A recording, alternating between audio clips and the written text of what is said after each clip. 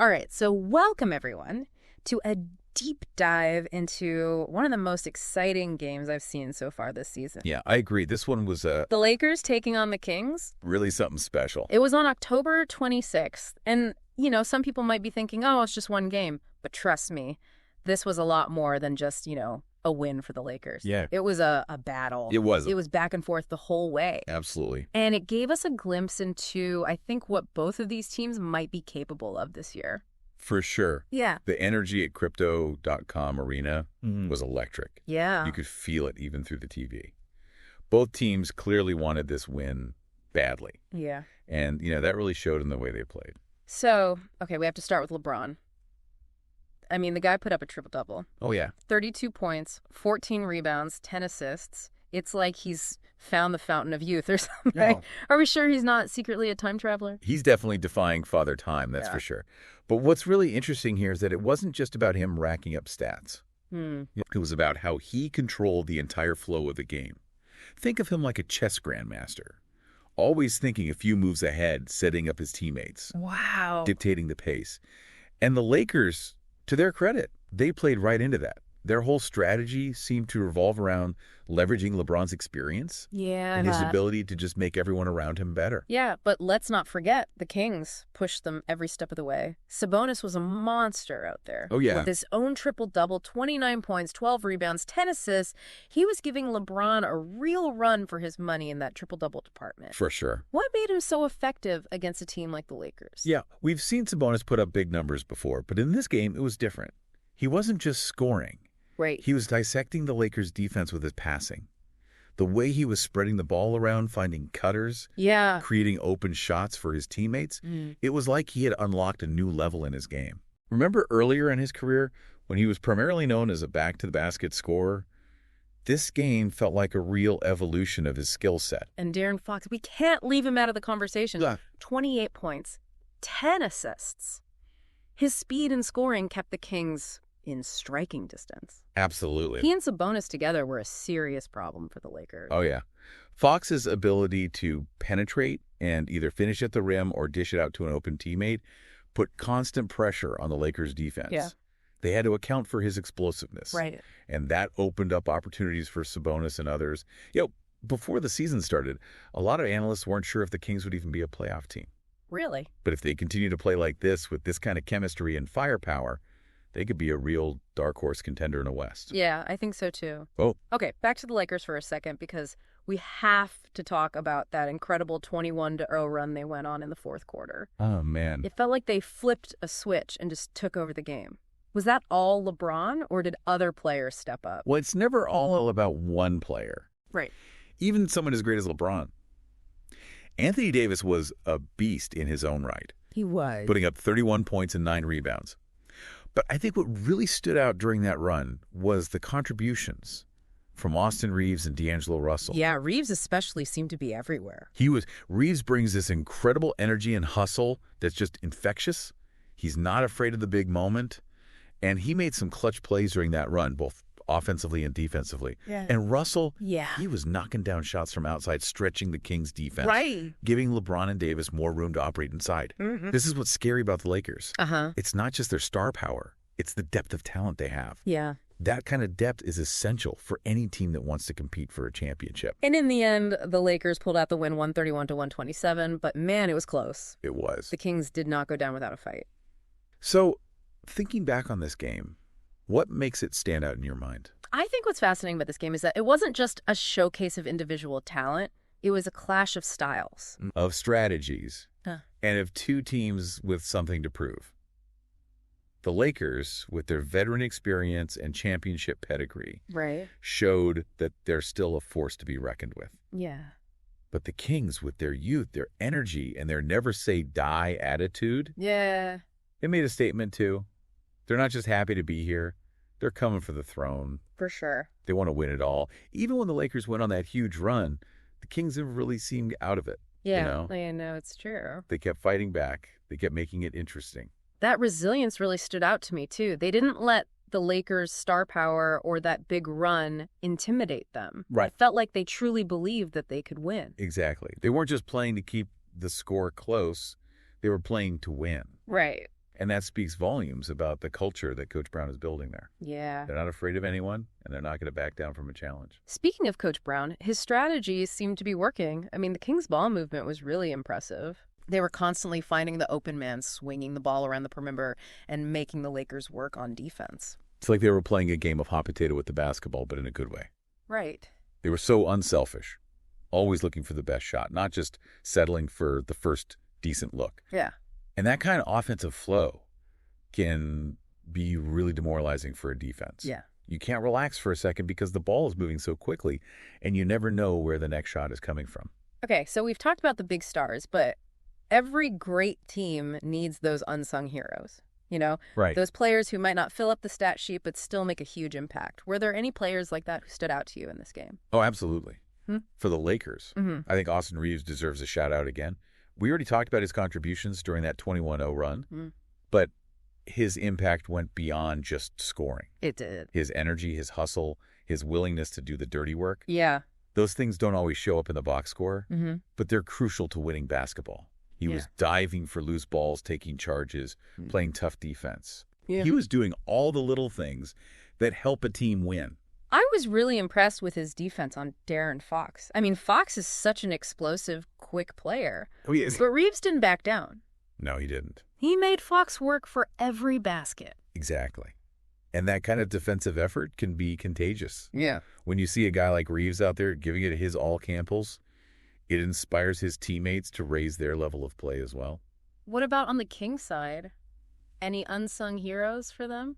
Keegan Murray was really solid for them, especially on the defensive end. Yeah. He had the tough assignment of guarding Anthony Davis. Oh, yeah. And while Davis still had a big game, Murray made him work for everything. He did. He used his length and athleticism to contest shots.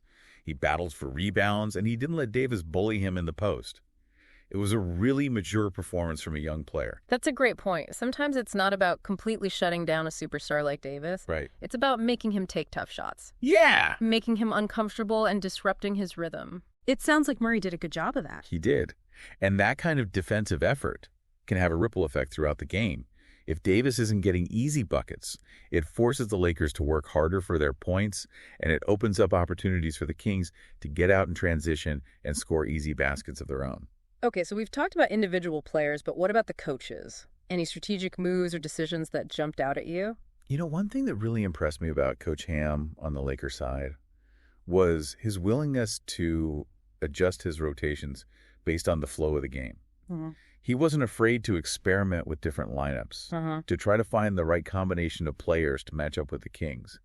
And his decision to stagger LeBron and Davis's minutes was really smart. Explain that a little bit more for me. What do you mean by staggering their minutes? So instead of playing LeBron and Davis together for long stretches, Coach Ham made sure that at least one of them was on the court at all times. That way, the Lakers always had a go-to scorer, a guy who could create his own shot or generate offense for his teammates. It helped them maintain a consistent offensive attack. I see. And prevented them from having those scoring droughts that can sometimes happen when your star players are both on the bench. It's a really interesting insight. It's like a chess match, isn't it? The coaches are trying to outmaneuver each other to find the right combination of players and strategies to gain an advantage. Exactly.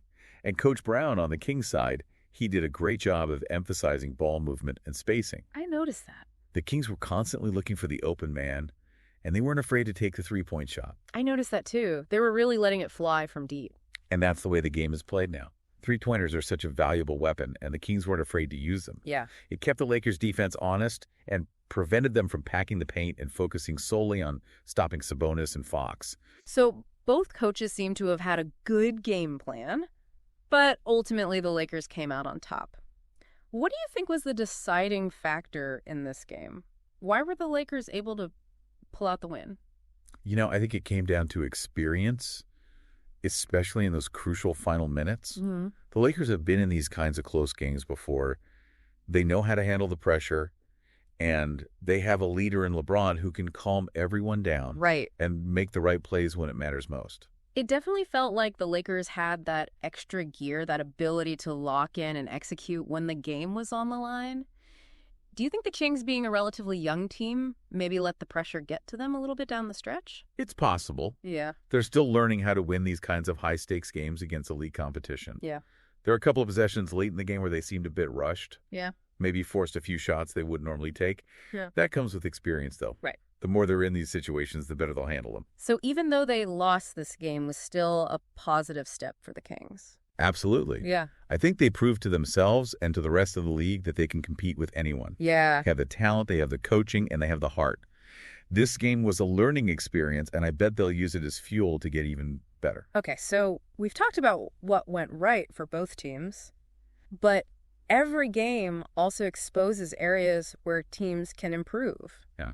Did you see any weaknesses in the Lakers that other teams might try to exploit? Well, their pick-and-roll defense wasn't always as sharp as it could have been. Oh. Sabonis and Fox in particular were able to create some problems with their pick-and-rolls. For those of us who aren't as familiar with basketball strategy, could you explain what you mean by pick and roll? Of course. It's basically a two-man play where one player sets a screen. Okay. That is, they stand in the path of the defender guarding the player with the ball and then rolls towards the basket. The player with the ball can either use that screen to create space for a shot, right, or pass the ball to the rolling player for an easy basket. So it's a way to create confusion for the defense and open up scoring opportunities. Exactly. And the Kings, they ran their pick and rolls really effectively, especially in the first half. They forced the Lakers to make quick decisions. Uh-huh. And sometimes those decisions weren't the best ones. Interesting.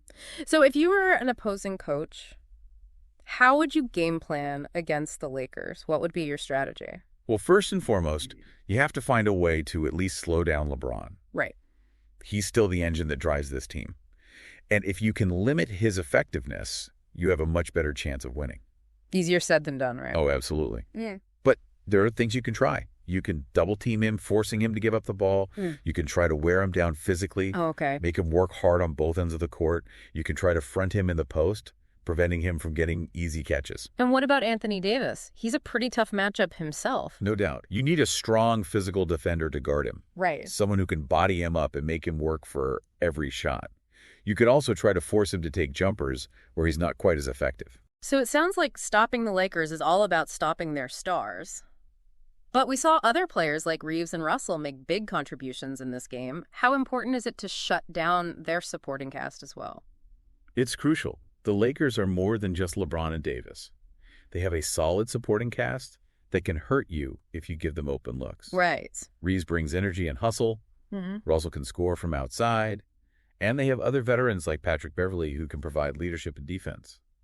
To beat the Lakers, you need to play a complete game. Yeah. You can't just focus on the stars. You have to shut down the entire team. So this win for the Lakers, while impressive, doesn't necessarily mean they're going to cruise to a championship. Not at all. Yeah. The West is incredibly competitive this year, and there are a lot of teams capable of beating them. The Lakers will need to stay focused, continue to improve and avoid any major injuries if they want to contend for a title. Right. This game was just the first step in a long journey. Okay, last question for you. We've talked a lot about the Lakers, but what's the biggest takeaway for the Kings after this close loss? What should they be thinking about going forward? I think the Kings should be encouraged by this performance. They went toe-to-toe with the Lakers. They did. One of the most talented and experienced teams in the league, and they proved they belong in the conversation about the top teams in the West. They definitely didn't look intimidated or outmatched. Not at all. They played with confidence, they played with heart, and they show that they're not afraid of anyone.